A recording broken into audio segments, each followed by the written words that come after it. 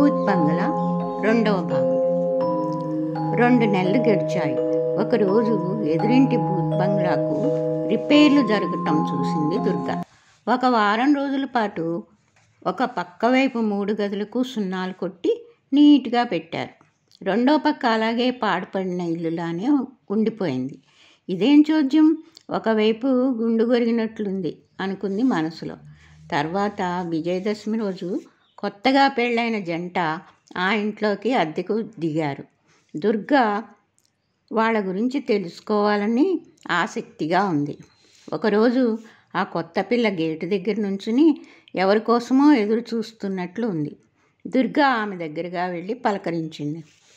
కొత్తగా అద్దెకొచ్చారా అని అడిగింది. ఈ మధ్యనే పెళ్ళయిందనుకుంటాను. మిమ్మల్ని చూస్తే అలాగే ఉన్నారు. మీ పేరు అంది. నా పేరు బీనా. మా వారి పేరు సోమనాథ్. మాది లవ్ మ్యారేజ్. కొత్తల్లో డబ్బులుండవు కదా ఆంటీ. లవ్ మ్యారేజ్ అని మా వాళ్ళెవరూ సహాయం చేయట్లేదు. తక్కువలో వచ్చింది, అడ్వాన్స్ అడగలేదని ఈ ఇల్లు తీసుకున్నాం. రిపేర్లు కూడా మా డబ్బులే. ఓనరు ఏం పట్టించుకోలేదు అంది బీనా కాస్త నిరుత్సాహంగా. అలా పరిచయం, మాటలు పెరిగాయి. ఇద్దరూ స్నేహితులయ్యారు. బీనా దుర్గ పిల్లలతో బాగా ఆడుతూ ఉండేది. సరదాగా కబుర్లు చెప్తూ ఉండేది. దుర్గ కూడా ఖాళీ దొరికితే కాలక్షేపంగా మాట్లాడుకునేవారు.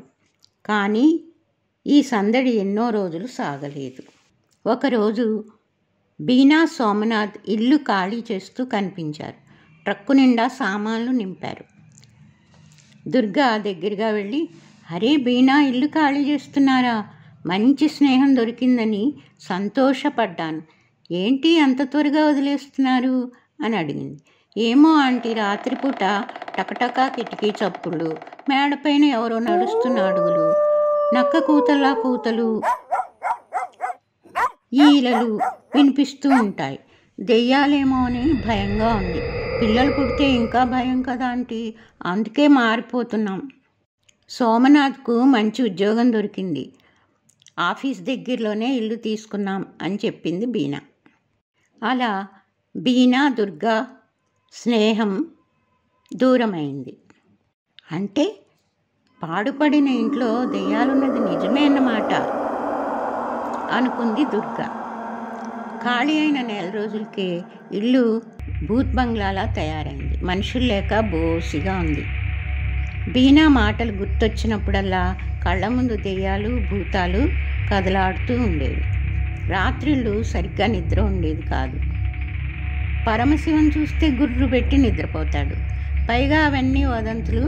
నమ్మకు, బుర్రపాడు చేసుకోకు, హాయిగా కళ్ళు మూసుకుని పడుకో అంటూ సలహాలు ఇస్తాడు.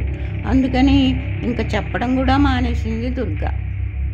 ఆ రోజు రాత్రి కూడా భూత్ బంగ్లా కిటికీలు టక్టకలాడుతున్నట్లు ఆ ఇంట్లో నుంచి ఏవో విచిత్రమైన ధ్వనులు వినిపించాయి. ఇక దుర్గకు రూఢైంది. అవును, నిజంగానే దెయ్యాలున్నాయి. ఇది దెయ్యాల కొంప, భూత్ బంగ్లాని.